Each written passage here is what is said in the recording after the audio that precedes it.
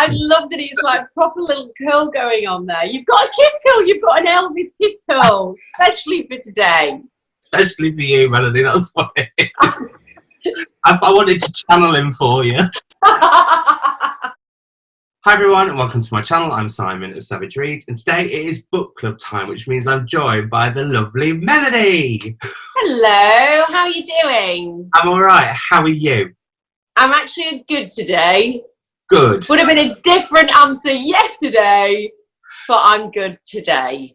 I think we're all on the Corona coaster at the moment. Is that what they're calling it? My hands aren't in the air though. I'm not that excited about it. It's driving me crazy. I'm screaming occasionally, but not with joy. Yes, exactly. We were delighted because the lovely folk at the Booksellers Association asked us if we would read book club for Independent Bookshop Week, which is running all of this week, and we're going to be talking about Graceland by Bethan Roberts, which we chose partly because I am a huge Bethan Roberts fan, but also Melanie is a big Elvis fan. Yeah, I love Elvis. I've loved Elvis my whole life. And so when this came up as an option, it was, really exciting for me. Because I've read a lot about him anyway, but I've never read about him in this way. As it is Independent Bookshop Week, our next choice, which Melanie's chosen, is one of the shortlisted titles for the Indie Book Awards, which are books chosen and shortlisted by booksellers. And we'll have a chat about that right at the end. So we're just teasing you. Yes. Once lockdown's out and I can come down to London, we're going to do a bookshop crawl. So I'm going to take Melanie to all the top bookshop spots. I'm so looking forward to doing that. That would be such a buzz. Well, there'll be lots of probably tea stops and cake stops, just to forewarn. Happy to do that too. Just to add as well, like when I was a kid, obviously in the 70s, you only really had independent bookshops. There wasn't the big chains, not that I remember, and certainly not where I lived as well. So it was always a small independent that you would get your books from. And they would put the book in a paper bag. And I used to just loved that. It's like when you used to get penny sweets in paper bags. That brings so much. Oh, I know. The nostalgia of a paper bag. I know. It was a real special treat, and it would have been like Mallory Towers or something from Enid Blyton, and they were such beautiful hardbacks. I mean, it was really exciting. So mine weren't as classy. I think mine were the He-Man and She-Ra books. So moving on to Graceland, and I have to say something, you're going to be so disappointed in me. I had a proof copy of this, and I've absolutely cracked the spines, I've dogged the pages, because this for me, and I don't know if it's the same for you, there was so much I loved in this book. Did you enjoy it? I love this book. This is, you know what I said right at the beginning when we first started doing this, that reading had become actually quite difficult during this crazy period we're going through.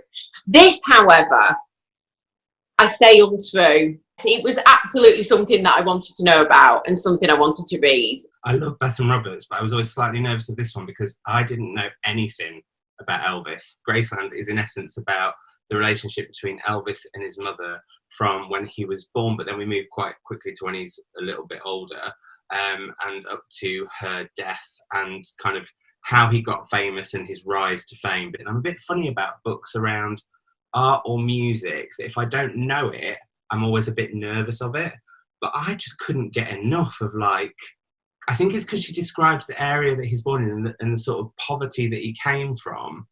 It's a really gripping story.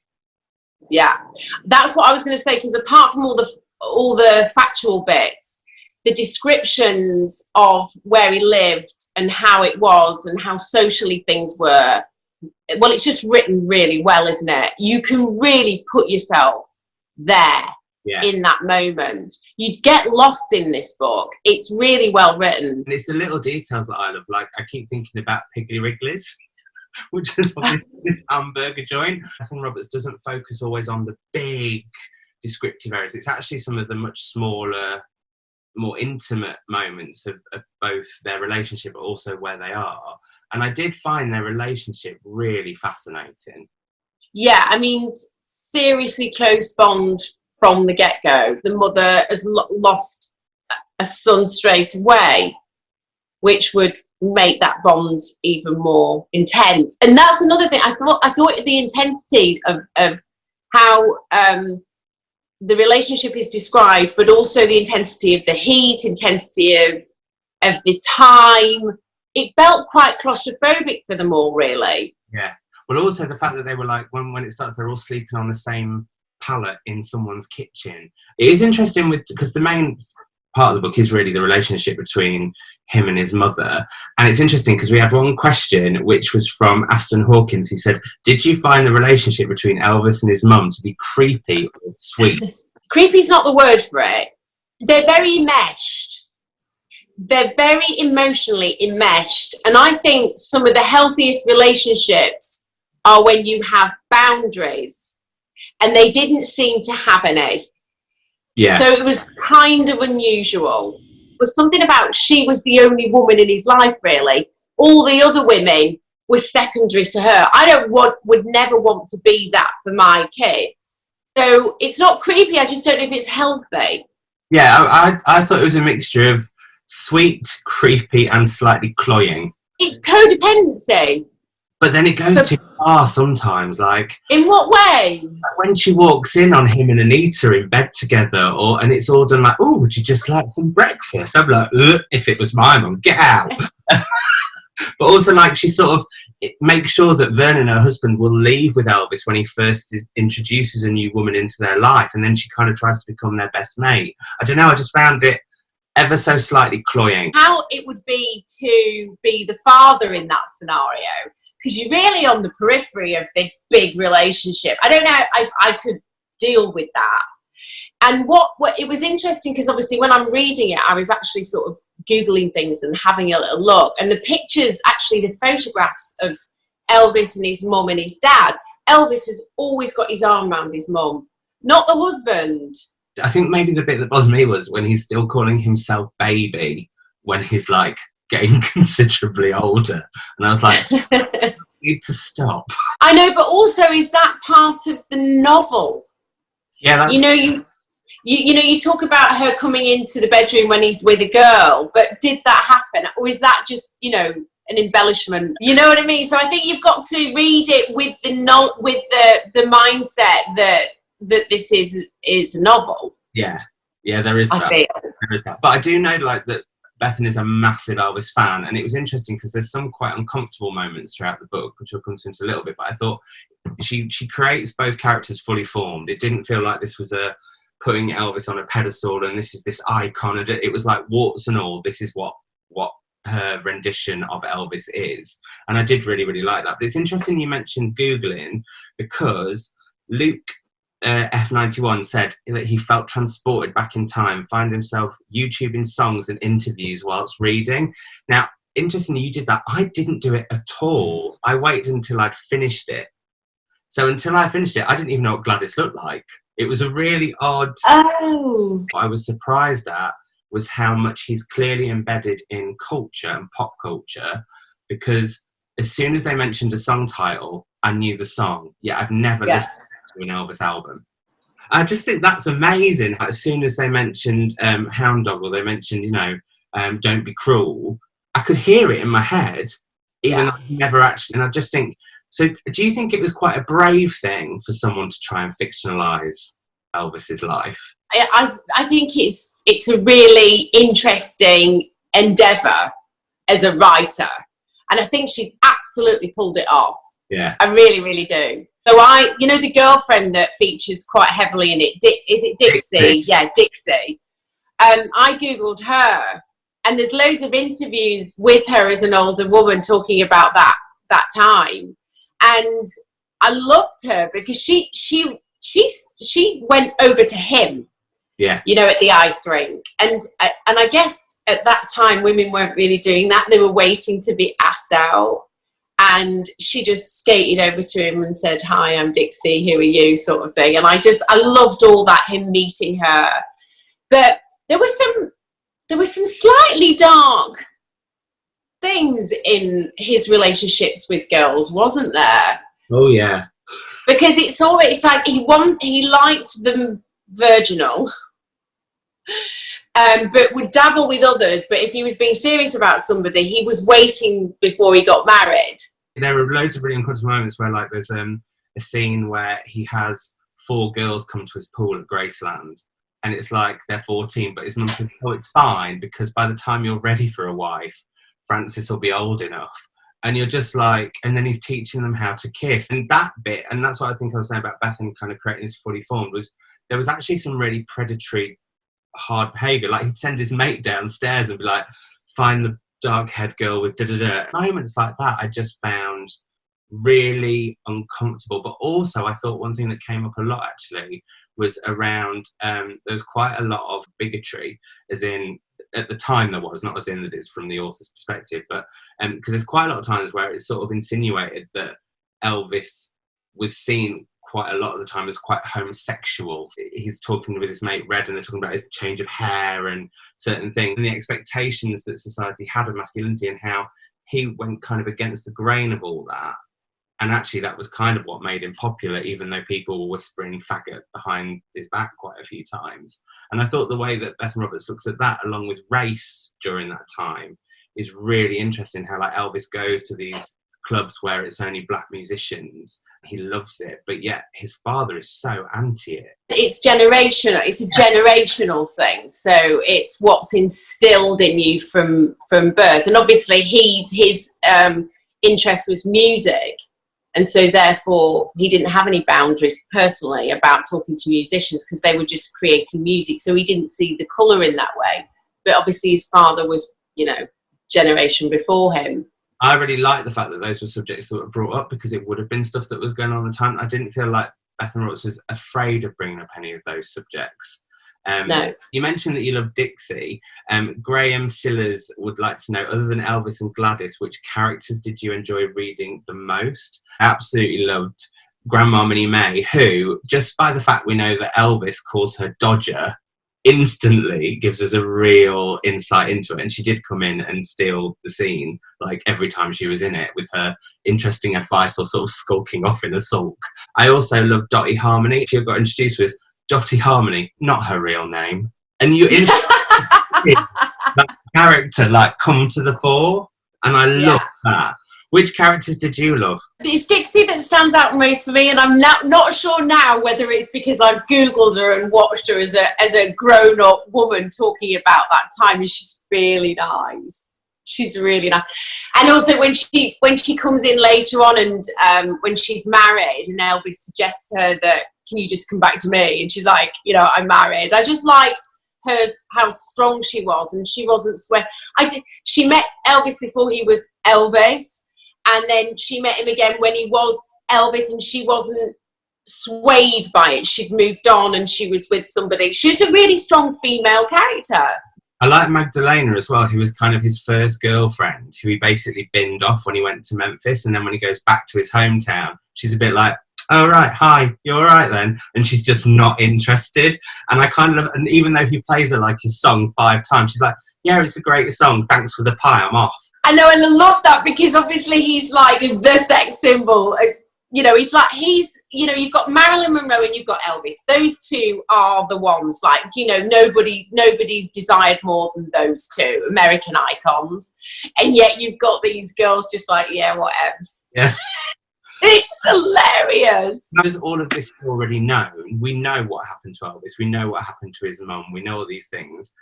I still read it, and, well, I didn't know all of that stuff, so I'm the worst. So this is I was going to say you didn't, so plenty of people wouldn't have done, yeah. I thought you were going to say, well, you didn't, so what are you on about, Savidge?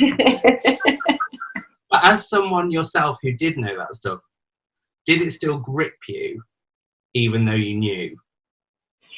Yeah, because I knew the top line about the relationship. I know the top line about Elvis. I didn't know all the other stuff. You don't get to know about emotional connections. I mean, I didn't know how he was with girls. I didn't know the depths of his relationship with women and what that was like. So I found it really interesting because, when you're a fan of someone, you only want to see the good in them, don't you? So even you might get a top line about, you know, we all know he married Priscilla, and she, when they met, I think she was 14, and we all know that, but we all like, oh, well, you know, he waited, and, you know, you sort of forgive people things. Yeah. But actually the book doesn't forgive him those things. It just tells you. And so I don't think you have this account of Elvis. You can't Google this account of Elvis. No. And that's why it's brilliant. And the sober bookworm wanted to know, were you listening? Now, I know I wasn't, but were you listening to music of his while you read it? Or was it just a case of Googling and going off and finding out more about the other characters? No. I was... I listened to some stuff, but the final scene where he's roller skating and there's a song that goes on the jukebox, I was so intrigued as to what that sounded like. Did you go and listen to that? Listen to it, yeah, no. I think it's a banjo. It's like proper kind of like country music, really. Can't remember the name of it. Was it something Cannonball, Wash Bosh Cannonball, or something crazy? And apparently it was one of his mum's favourite songs, so he asked for the jukebox he wants it up louder. Anyway, I thought, I can't finish this book without going straight away to hear what that sounded like, and it really was the perfect end to the book. So you need to do that, Simon. I will, I promise. Because I think what it is for me is because the reason that I didn't listen to anything is because, like I said, certain songs I would know them, so they were sort of going on in the back of my mind. But I just wanted to be sort of almost cocooned in this world that Bethan Roberts creates, and then go away and after I've had a bit of space from it and find out more. Yeah. One thing I thought it also really looked at was fame. And what fame can do, and how addictive it can be, and how dark it can be, how brilliant it can be. Like that scene when he first gets all those girls sort of rushing at the stage. Like, we've all heard about like people throwing the knickers at people. I mean, we've all been there.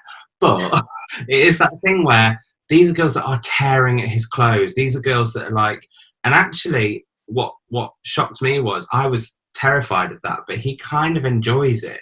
Well, I guess from the mother's point of view, it's that she wants to protect him. So, I mean, she hauls him off stage at one point, doesn't she? And he's been mauled by these prepubescent girls. But like you say, he loves it because even when they move to Graceland, he goes out and sees the fans. He spends time with the fans, doesn't he, at the gate? Now, if you didn't love it, you'd be zooming straight in and through that front door. But I guess he just understood without them, he wasn't successful. But also that leads to one of the bits that I found one of the most heartbreaking scenes in the book, which is where Gladys is told she can't feed her chickens anymore outside Graceland. And it really, I don't know why, but I think because we've had that build-up with their characters and what they've been through, that one simple moment and being taken away from her, I found that so emotional. Bethan Roberts does some really beautiful set pieces in the book, like the bit where they're at church and Gladys is overtaken by the spirit. Like, I was cackling at that, and then actually realised when it happens to the young girl how traumatic it would be. And I think she plays with dark humour quite a lot through the book. Yeah, I agree with that. But I did find, because I think, just quickly going back to the fame element as well, it's like, it does affect everybody around the key person. So her, all of a sudden, she can't just go out on the front lawn, and it just becomes quite... Graceland, for all its beauty and for all its expanse, becomes kind of like a prison for her, doesn't it? And ultimately a prison that she chooses, because I didn't realise that her and Vernon, his father, chose the house that he bought. They lived in the house that he bought. I think it was too much. It was a smothering environment. Yeah. So as you're reading on, you realise that there's one line that she says that I thought was bang on, where I think it's Dottie that says to her, "Everyone knows who you are in here." And Gladys says, "No, everyone knows my name. They don't know anything about me." And yeah. That was really powerful. And that level of fame so quickly probably hadn't happened to anybody before. And I think one of the other things about her being the mother of somebody that was so stratospherically famous is that constant people were always talking about him in not so nice terms. It must be absolutely awful to every day be bombarded with opinion about your child. It was like little details about the fact that he dyed his hair. I didn't actually know that. So I was quite disappointed. It's shadow legends. I was just like, no, it's so Hollywood, isn't it?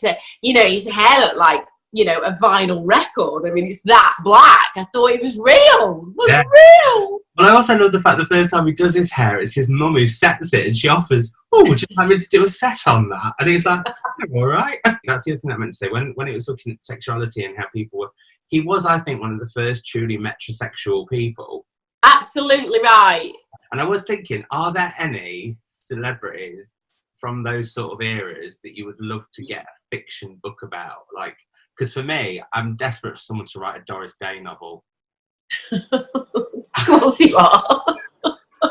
Frank Sinatra would be an interesting study, wouldn't he? I know a lot about his career and the ups and downs of his career, but I actually don't know about his relationship with his family and what made him become who he was. There is this thing around the term faction, which is when you get books that are based on facts. Do you enjoy that in general, or is this kind of one of the first? I've never read anything like this. This is a new genre for me. I loved it. I thought it was great. I would love to read more in this vein for sure. Would you read more Bethan Roberts? Yes. Can I just add as well, because it's the feel of books that get me. I know this is kind of slightly off what we've been talking about, but it's the way this book feels as well. I wish all books felt like this. I don't know what it is. I don't know what it is. It's floppy and light. I just had to add that. You can chop it out if you like, but for me, it's heaven to hold. I guess we should move on to the next choice. And yes. Melanie had the tough job. The lovely folk at Independent Bookshop Week very kindly said we could choose a book off either their fiction or non-fiction shortlist for the Indie Book Awards. There was just too many that were so, oh my God, that would be amazing. And so I messaged you, didn't I, to say you've got to help me with this. And you were really useless. The first response might have been, no. Yes. And actually, when I'd heard about this book quite a lot. And you know, I do my radio show with Alan Carr, and he'd read it and been banging on about it. And so I thought, actually, I don't think I can wait to read this one. So it's Lady in Waiting. This is a memoir. Anne Glenconnor, she was the lady in waiting to Princess Margaret. It's all about the years that she served, and it's really, I've started it actually, I've got to be honest, I have already started it. I'm only a chapter in, but it's already very gripping. So really excited for this, and also it's some non-fiction, which is quite different because we haven't done that yet. I'm really intrigued because I absolutely loved watching The Crown. I've been obsessed with it, particularly actually Princess Margaret in all of it. Has been probably my favourite throughout. So to find out more about her, I think it's going to be a really good gossip. Apparently it is. Apparently it is. Princess Margaret, she's the one out of all the royal family. Oh, I mean, so much character, but also she didn't have all the pressure, and I guess she didn't have a particular role. So she ended up just doing whatever she wanted to do. So she's very, very interesting. Absolutely. Her role was rock and roll. And it's got pictures in it. Love pictures. I've already looked at the pictures. I will link below all of the books that were shortlisted for the awards so that you can find out more. And do go and get your copy of Lady in Waiting, or indeed, if we've whetted your appetite for Graceland, get both of these from your independent bookseller, because it is Indie Bookshop Week. And just before we go, I will mention that there is a cozy reading night by my friend Lauren over on her channel on Saturday, and it's Cozy Reading Night Independent Bookshop Week edition. It's great, Melanie. They're like, you set aside 4 hours to read with your favourite snacks. You can have a bath with a bath bomb. It's so much fun, and Lauren gets loads of people doing it all at once. Amazing!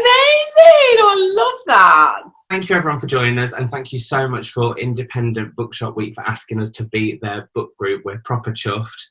We'll be back on July, I nearly said August again.